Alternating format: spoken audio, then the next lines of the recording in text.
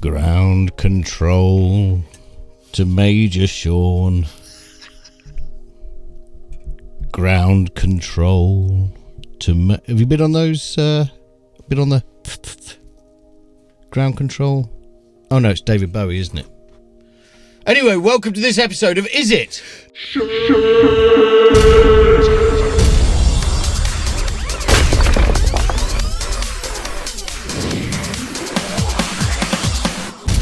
Been on the what? Well, do you know what that means? Ground control. Well, ground control to Major Tom. Yeah. You know, it's what you might say to somebody that was. off. when they're high. Yeah. I didn't know that was the reference. Well, I think he was actually in space, but is it? And it's the thing. This is another one that confuses me. Yeah. It's Space Oddity, isn't it? Yes. And there's Space Odyssey 2001. Yeah. Which apparently is a great film to watch when you are. I can imagine. Yeah. I mean, it's a great film anyway. Yeah. Although if you watch it now, which I did do not that long ago, it's really slow. Yeah, but. Like crazily slow. The pacing of it, no one would put up with that now. No, but that's because, it gives you time to look at your phone. I don't think that's why they did it in those days. It's the obelisk in that. That's my favourite thing about it. It's the monolith. The monolith. Yeah. That's it, not the obelisk. Yeah. You know that Led Zeppelin had a monolith as well. I'm not aware that they had a monolith. It sounds like you're saying it with a lift. Monolith. A monolith? No, a monolith. Monolith. Yeah, that's what I said. It's an epic film. Although... Somebody told me a joke. Go on. Yeah, do you know Chris Eubank's written a book on ethics? What, the only way is ethics? He's gonna write one on Kent as well, apparently. Yeah. Oh, dear. Yeah. It is a classic film, but I think a more enjoyable film to watch is the sequel, 2010, which not loads of people watched. Oh, no, I haven't seen that. It's really, really good. And Is I it? think it's free on YouTube, bizarrely. Free on YouTube? Officially, I think it's... Yeah. It's anyway, but it's... I take it that's Kubrick. No, so it's not. I can't remember the guy who... It's a famous director that did it. It's not Kubrick. Roy Scheider plays... The guy from Jaws, obviously, he plays the guy that was originally played by... I can't even remember the guy who played him in the first one, but the doctor whose idea all this is, the guy that came up with all the technical stuff behind it. I'm afraid I can't do that. Not him. No. So, but it's a really cool plot. So it's basically the guy that built Hal. They take him back up to the wreck of the ship to try and reactivate him. But they go with the Russians. And this is set in the 80s. Oh, what an error. Yeah, it's a really good film. We go with the Russians, it's going to save some cash. And Helen Mirren plays a Russian in it. Does she? Yeah, it's good. Yeah, good film. Anyway, tip there for you. We're going to need a bigger spaceship. That's sort of the plot. Not a million miles away. Yeah. Although it's actually millions a million miles away. Dear, dear. Anyway, we're tying ourselves in Jaws-shaped circles. Swimming in circles. Swimming in circles. Should we do a plug-in? Why not, seeing as that's why we're here? That is why we're here. This week, Danos, as you are now being christened, we're now looking at another plug-in from Plugin Alliance. It's a Brainworks creation, and it is BX Boom V3. Shake, shake, shake the room. Exactly, and that's kind of what it's for. So obviously there was a BX Boom and there was a BX Boom V2. This is the latest incarnation, which has a new interface, which matches all the other BX style. Get plugins. the feeling it's not going to take you long to take us through this. Whatever gives you that idea? Because there's only three knobs on it. Yeah, well, four, including the big one. Hey. Good old knob joke. What is it? It's basically a subharmonic generator, and it does saturation too. So you might use this on maybe your 808s, or you might use it on your bass, maybe just your regular kicks, or maybe just put it over like a bass channel, a sub, like a bus. You could use it on almost anything, but it generates sort of subharmonic frequencies, and it also generates saturation. I've got a question. Yes. Often with stuff like this, I would have it on an aux, and I would send the signal to the aux to this. Yes. But you would have this inline. I'd insert it, yeah. You would? Okay. Yeah. But either would work. but generally it's not a time-based thing, so I would generally insert it. Yeah. I don't know. Yeah, okay. But, you know, it's one of those things, you've got to play with it to find out how it works best. Ain't that the truth? Always. Yeah. Always experiment. Yeah, sorry. Anyway, Yeah. so... So let's go through it. Very simply, right in the middle, there is the boom control, how much of this effect you want. And it's basically just a dial 1 to 100. Bottom left, you've got where you set the frequency that you want it to work on. What is the dominant frequency in whatever it is you're putting it on that you want it to generate the harmonics from. And you've got 3 choices of how you look at that. So you can have it in simple mode, where this dial switches between low, medium and high. That'll be it. Fine mode gives you the actual frequency. So you dial it in, you can see it, I've set it to 58 hertz. Or you can select it to notes. You can actually stick it on a note. You see, I'm borderline genius. I was going to say it should have a key. Yeah. It should have a key. Because when we were looking at the Kick 3, Yes. the Sonic Academy Kick 3, Yeah. we were talking about pitching kick drums. Yeah. And it would be useful, well, clearly, Yes. for them to include that. Yes, it is. That is a very useful way to do it. You've then got the tone control, which is you can change it between classic and it's basically just 2 slightly different vibes.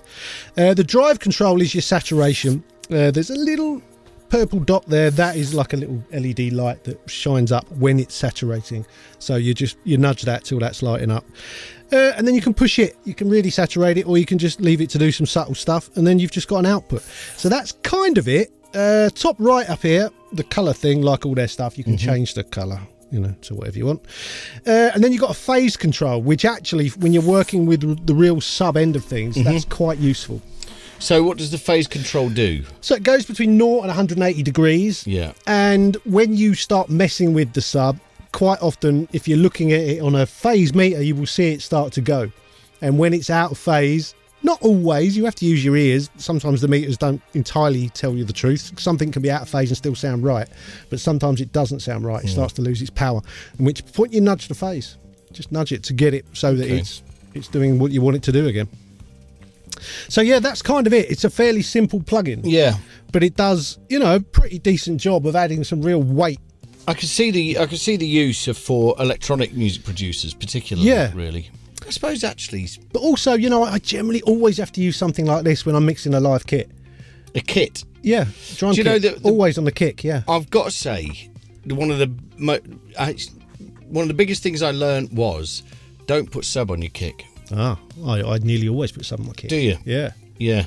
nearly always. Yeah, it was actually, isn't that strange? It's nearly the biggest mistake I always make is thinking that you need a subby kick. I always let the bass do the work. Yeah. Well, there's a. It depends. And if you what- have got a subby kick, I almost always, again, this is electronic music, but sidechain the bass.